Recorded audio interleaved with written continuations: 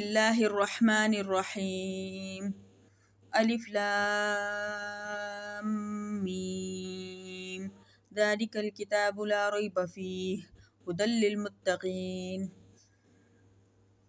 ترجمہ: الف لام میم حروف مقطعات۔ اللہ اعلم بمرادہ، اللہ ہی اس کی معنی اور مراد جانتے ہیں۔ ذالک وہ، الکتاب کتاب، لا نہیں ہے، ریب شک، فیہ جس میں۔ ذالک الکتاب لا ریب فیہ وہ کتاب جس میں کوئی شک نہیں، ھدی ہدایت ہے، لیے متقین پرہیزگاروں کے۔ ھدی للمتقین پرہیزگاروں کے لیے ہدایت ہے۔ ذالک الکتاب لا ریب فیہ ھدی للمتقین وہ بلند مرتبہ کتاب جس میں کوئی شک نہیں ہے، ہدایت ہے متقین پرہیزگاروں کے لیے۔ الف لام میم میم، لام اور میم دونوں مدات کے ساتھ پڑھے جائیں گے۔ یہ مد 5 الف کے برابر کھینچ کے پڑھی جائے گی۔ میم مشدد ہونے کی وجہ سے غنہ ہوگا۔ غنے کے معنی ناک سے آواز نکالنا۔ سب سے پہلے سورت کے معنی جان لیتے ہیں۔ سورت لغت میں بلندی یا بلند منزل کو کہتے ہیں، یعنی ہر سورت بلند مرتبہ ہے۔ سورت کے معنی فصیل یعنی شہر پناہ کے بھی ہیں۔ شہر کے چاروں طرف کی دیواروں کو سورۃ المدینہ کہتے ہیں۔ قرآنی سورتوں کو سورت کہنے کی وجہ یہ ہے کہ یہ اپنے مضامین کو احاطہ کیے ہوتی ہیں۔ فضائل سورہ بقرہ۔ حدیث شریف میں سورہ بقرہ کی خاص فضیلت یہ بیان کی گئی ہے کہ یہ سورت جس گھر میں پڑھی جائے اس گھر سے شیطان بھاگ جاتا ہے۔ حضرت ابو ہریرہ رضی اللہ عنہ سے مروی ہے کہ آپ صلی اللہ علیہ وسلم نے فرمایا: لا تجعلوا بیوتکم قبورا فإن البیت الذی تقرأ فیہ سورۃ البقرۃ لا يدخلہ الشیطان۔ مسلم باب استحباب صلاۃ النافلۃ فی بیتہ۔ مطلب یہ کہ اپنے گھروں کو قبرستان مت بناؤ، کیونکہ جس گھر میں سورہ بقرہ پڑھی جاتی ہے اس گھر میں شیطان داخل نہیں ہوتا۔ حضرت ابو ہریرہ رضی اللہ عنہ سے مروی ہے: لکل شیء بمنام وسنام القرآن سورۃ البقرہ۔ ہر چیز کا ایک کوہان ہوتا ہے اور قرآن کا کوہان سورہ بقرہ ہے۔ ایک روایت میں ہے کہ قرآنی آیتوں میں سردار آیت آیت الکرسی ہے جو کہ سورہ بقرہ میں ہے۔ الف لام میم یہ حروف مقطعات ہیں۔ مقطعات قطعون کی جمع ہے بمعنی ٹکڑے ٹکڑے ہونا یا ٹکڑے ٹکڑے کرنا۔ بعض حضرات نے کہا ہے کہ اس کے کوئی معنی نہیں ہے، ان کی مراد صرف اللہ تعالیٰ جانتا ہے، اور بعض حضرات ان کے معنی بتلاتے ہیں، یعنی اس کی تفسیر میں کچھ اختلاف ہے۔ عبد الرحمن بن زید بن اسلم فرماتے ہیں یہ سورتوں کے نام ہیں۔ علامہ ابو القاسم محمود بن عمر زمخشری اپنی تفسیر میں لکھتے ہیں اکثر لوگوں کا اسی پر اتفاق ہے کہ یہ سورتوں کے نام ہیں۔ سبیہ نے بھی یہی کہا ہے، اور دلیل بخاری و مسلم کی وہ حدیث ہے جس میں الف لام میم سجدہ اور هل اتى علی الانسان پڑھتے تھے۔ حضرت مجاہد فرماتے ہیں الف لام میم اور حا میم اور الف لام میم صاد اور صاد یہ سب سورتوں کی ابتدا ہے جس سے یہ سورتیں شروع ہوتی ہیں۔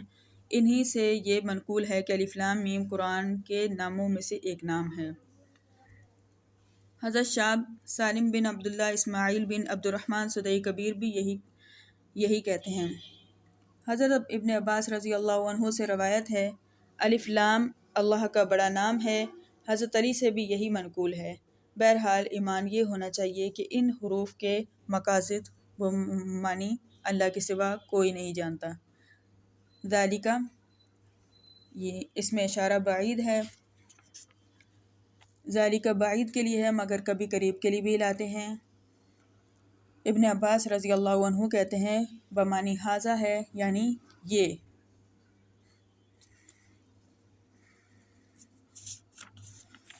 زمخشری کہتے ہیں الف لام میم کی طرف اشارہ ہے ذالک کا۔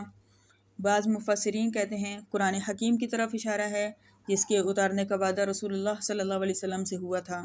بعض حضرات کہتے ہیں تورات کی طرف اشارہ ہے لیکن یہ ضعیف ہے۔ ہدایت کی وضاحت۔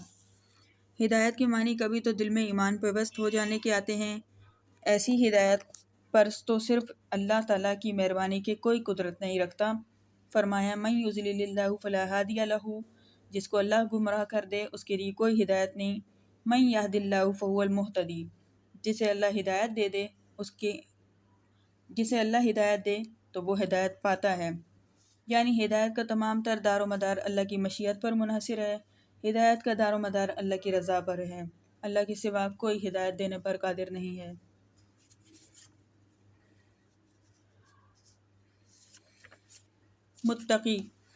متقی کون لوگ ہیں؟ وہ ہیں جو ایمان لا کر شرک سے دور ہوئے اور اللہ کے احکامات بجا لائے۔ ایک روایت میں ہے کہ متقی وہ لوگ ہیں جو اللہ تعالیٰ کے عذابوں سے ڈر کر ہدایت کو نہیں چھوڑتے اور اس کی رحمت کی امید رکھتے ہیں۔ حسن بصری رحمۃ اللہ علیہ فرماتے ہیں متقی وہ ہے جو حرام سے بچے اور فرائض بجا لائے۔ حضرت اعمش حضرت ابو بکر بن عیاش سے روایت کرتے ہیں متقی سے سوال کرتے ہیں کہ متقی کون ہیں؟ آپ یہی جواب دیتے ہیں۔ پھر میں نے کہا ذرا قلبی سے بھی تو دریافت کر لو۔ وہ کہتے ہیں متقی وہ ہیں جو کبیرہ گناہوں سے بچیں۔ اس پر دونوں کا اتفاق ہوتا ہے۔ قتادہ رحمۃ اللہ علیہ فرماتے ہیں متقی وہ ہیں جس کا وصف اللہ تعالیٰ نے خود اس آیت کے بعد یہاں بیان فرمایا کہ الذین یؤمنون بالغیب ویقیمون الصلاۃ ومما رزقناہم ینفقون۔ یعنی کہ پہلی آیت متقین والی اگر مجمل ہے تو یہ دوسری آیت اس کی تفسیر خود ہی کر دیتی ہے کہ متقی وہ لوگ ہیں جو ایمان لاتے ہیں غیب پر اور نماز قائم کرتے ہیں اور خرچ کرتے ہیں اس میں سے جو ان کو دیا گیا ہے۔ امام ابن جریر فرماتے ہیں یہ تمام اوصاف متقین میں شامل ہوتے ہیں۔ حضرت ابی بن کعب نے عمر بن خطاب رضی اللہ عنہ سے سوال کیا تقویٰ کیا ہے؟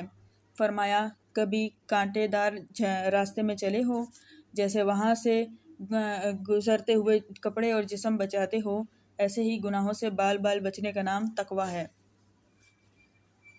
ترمذی اور ابن ماجہ کی ایک حدیث ہے، رسول اللہ صلی اللہ علیہ وسلم فرماتے ہیں بندہ حقیقی متقی نہیں ہو سکتا جب تک کہ ان چیزوں کو نہ چھوڑ دے جن میں حرج نہیں، یعنی معمولی سے حرج یا معمولی سا بھی حرج جن چیزوں میں نہیں ہو ان چیزوں کو بھی یہ سوچ کر چھوڑ دے کہ ہو سکتا ہے ان میں حرج ہو۔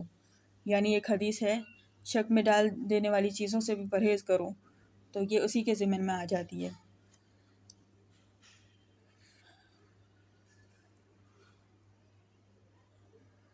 حالانکہ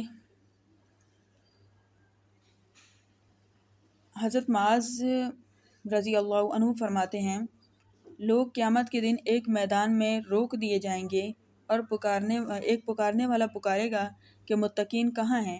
آواز پر وہ کھڑے ہوں گے اور اللہ تعالیٰ اپنے بازو میں لے گا اور بے حجاب انہیں اپنا دیدار فرمائے گا۔ ابو عفیف نے پوچھا حضرت متقی کون لوگ ہیں؟ آپ صلی اللہ علیہ وسلم نے فرمایا جو لوگ شرک اور بت پرستی سے بچیں اور اللہ کی خالص عبادت کریں اور اسی عزت کے ساتھ جنت میں پہنچائے جائیں گے۔